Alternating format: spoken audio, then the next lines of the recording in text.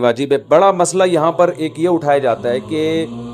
کیا گھر کا سربراہ اگر قربانی کر لے تو سب کی طرف سے کافی ہو جائے گی، یا جو بھی صاحب نصاب ہے جس میں بھی استطاعت ہے اس پر الگ سے قربانی واجب ہے؟ اس میں فقہا کا اختلاف ہے۔ بعض علماء کی رائے یہ ہے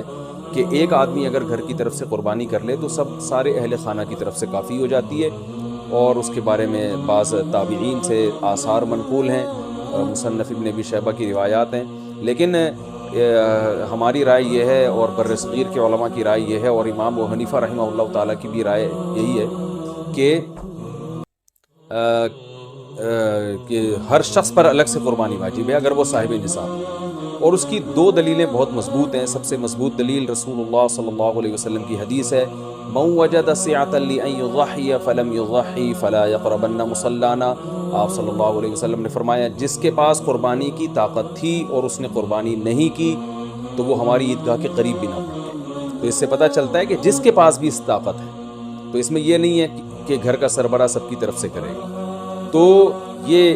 جو ہے ایسا نہیں ہے، بلکہ صاف الفاظ ہیں حدیث کے کہ جس کے پاس بھی استطاعت ہے تو وہ اس پر قربانی اس کو کرنی پڑے گی۔ اور دوسری دلیل یہ ہے کہ عبادات میں کہیں بھی ایسا نہیں ہوتا کہ ایک کی عبادت دوسرے کی طرف سے کافی ہو جائے، تو اس پر قیاس کا تقاضا بھی یہی ہے کہ جب اسلام میں کوئی بھی ایک عبادت دوسرے کی طرف سے کافی نہیں ہوتی تو یہ کیسے ممکن ہے کہ قربانی جو مستقل ایک سنت ابراہیمی ہے وہ ایک کرے اور دوسری کی طرف سے بھی وہ خود بخود ادا ہو جائے؟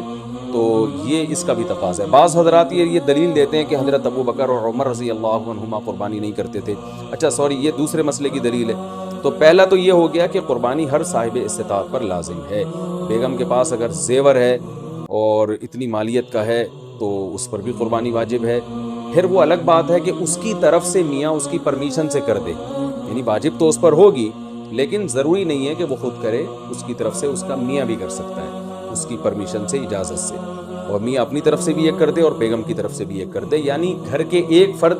کرے گا اور سب کی طرف سے کافی ہو جائے یہ نہیں ہے، بلکہ ہر فرد کو الگ کرنی پڑے گی۔ وہ الگ بات ہے کہ اپنے پیسے سے کرنا ضروری نہیں ہے، وہ فرد خود کرے یا کسی سے کروا دے، کہ جب کسی سے قربانی کروائے گا تو اس کو پیسے دے، یا جو قربانی اس کی طرف سے کر رہا ہے وہ خود اپنے پیسے استعمال کر لے تو بھی ٹھیک ہے۔ یعنی یہ بھی ٹھیک ہے کہ ابا، آپ کے جو ابا ہیں، آپ کے جو والد صاحب ہیں وہ قربانی کر رہے ہیں اور سب بالغ بچوں کی طرف سے کر رہے ہیں، پیسے کسی سے نہیں لے رہے تو بھی ٹھیک ہے، کوئی حرج نہیں ہے۔ یا شوہر بیوی کی طرف سے کر رہا ہے اور پیسے نہیں لے رہا اس سے تو بہت اچھی بات ہے، ایسا نیک شوہر اللہ میاں سب کو دلائے۔ تو یا بیگم صاحبہ کر رہی ہیں اپنے خرچے پہ اور میاں کی طرف سے بھی کر رہی ہیں، میاں سے پیسے نہیں لے رہی، تو سبحان اللہ، بہت اچھا لگا آپ کو سن کے، تو ہمیں بھی بہت اچھا لگا۔ تو یعنی پیسوں کا ہر ایک کا ڈالنا ضروری نہیں۔ اچھا یہ بھی ایک مسئلہ ہوتا ہے کہ بڑا بھائی کر رہا ہے سب کی طرف سے اور سب سے آدھے آدھے پیسے لے رہا ہے قربانی کے، وہ یا تھوڑے تھوڑے پیسے لے رہا ہے، باقی پیسے اپنی جیب سے ڈال رہا ہے تو بھی ٹھیک ہے۔ یعنی جس کی طرف سے قربانی ہو رہی ہے اس کے لیے خود سے پیسے یعنی خرچ کرنا ضروری نہیں ہے، اس کی طرف سے اگر کوئی اور خرچ کر دیتا ہے تو بھی ٹھیک ہے۔ یہ تھا مولانا طارق مسعود کا بیان، جس میں انہوں نے کہا کہ گھر کا سربراہ قربانی کر دے تو قربانی ادا ہو جاتی ہے، لیکن امام ابو حنیفہ کے مطابق قربانی صاحب استطاعت پر واجب ہے، اس لیے بہتر یہی ہے کہ ہر صاحب استطاعت شخص اپنی قربانی خود کرے۔ اس حوالے سے انہوں نے احادیث بھی بیان کی ہے۔ اب انجینئر محمد علی مرزا کا موقف لیتے ہیں اور دیکھنا ہے کہ وہ کیا کہتے ہیں۔ علی بھی اگلا سوال ہے، اگر ایک خاندان میں ایک سے زیادہ لوگ مالی طور پر استطاعت رکھتے ہوں تو سب لوگوں کو الگ الگ قربانی دینا ہوگی یا ایک خاندان کی جانب سے ایک قربانی کر دینا ہی کافی ہے؟ بہتر ہے جی سب الگ الگ دیں۔ دیکھیں یہ فضیلت ہے، ہر بندے نے اپنی قبر میں جانا ہے، وہ اللہ کے حضور کیوں نہ قربانی لے کے جائے۔ ان صلاتی و نسکی و محیای و مماتی للہ رب العالمین۔ رہا شرعی مسئلہ تو یہ ہے کہ ایک خاندان کی طرف سے ایک قربانی کافی ہے۔ وہ سنن ابن ماجہ میں بھی اور جامع ترمذی میں حدیث موجود ہے، ابو ایوب انصاری رضی اللہ تعالیٰ عنہ سے جب پوچھا گیا تو انہوں نے فرمایا کہ ہم نبی علیہ السلام کے زمانے میں ایک خاندان کی طرف سے ایک ہی بکری قربان کیا کرتے تھے، پھر بعد میں جب لوگ باہم دولت میں ایک دوسرے پہ فخر کرنا شروع کر دیا تو پھر ایک سے زیادہ لوگ جانور قربان کرنا شروع کر دیا لوگوں نے۔ اور ایک اور حدیث ہے سنن ابن ماجہ میں بھی،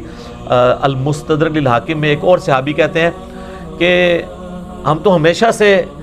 پورے خاندان کی طرف سے ایک ہی جانور قربان کیا کرتے تھے، بکری یا بکرا، اور لیکن اب میرے گھر والے مجھے اکساتے ہیں،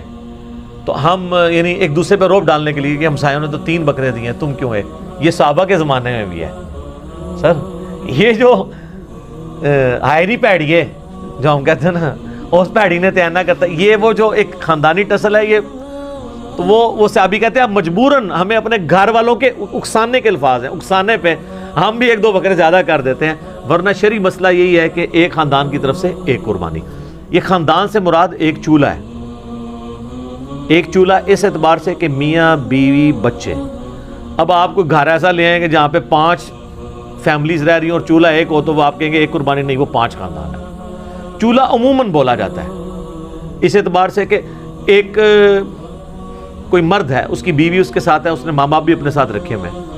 ایک ہی چولہے سے کھا رہے ہیں، تو وہ اس اعتبار سے ایک خاندان ہے۔ تو لیکن اگر 5 خاندان ایک جگہ پہ رہ رہے ہیں اور انہوں دیکھ پکاتے ہیں اور وہ کہیں چولہا ہمارا ایک ہے، تو دیکھ پک رہی ہے تو سر ایک گائے بھی لے سکتے ہیں، وہ 5 مل کے 5 حصے اس میں رکھ لیں۔ 5 تو خیر کم سے کم ہے، زیادہ سے زیادہ 7 ہے۔ اچھا یہ بھی بعض لوگوں میں مشہور ہے کہ جی 7 ضروری پورے کر رہے ہیں، نہیں،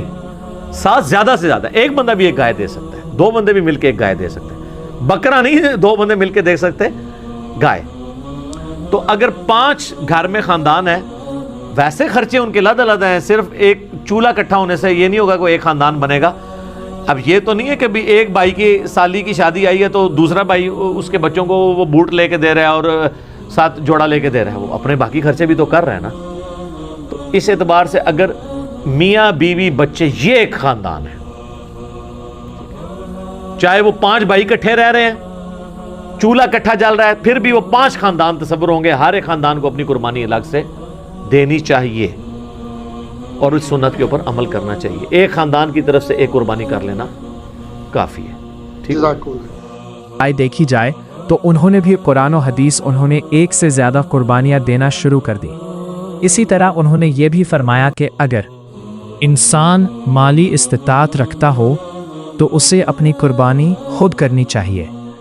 کیونکہ ہر انسان نے اپنا حساب خود دینا ہے اور اللہ تعالیٰ سے اپنے عمل کا اجر بھی خود لینا ہے۔ لہٰذا اگر کوئی اپنے حصے کی قربانی خود کرے تو وہ اس کے لیے زیادہ بہتر اور باعث اجر ہے۔ خلاصہ یہ ہے کہ اگر انسان کے پاس استطاعت ہو تو اسے اپنی قربانی خود کرنی چاہیے، اور اگر استطاعت نہ ہو تو ایک خاندان کی طرف سے ایک قربانی بھی کافی ہے۔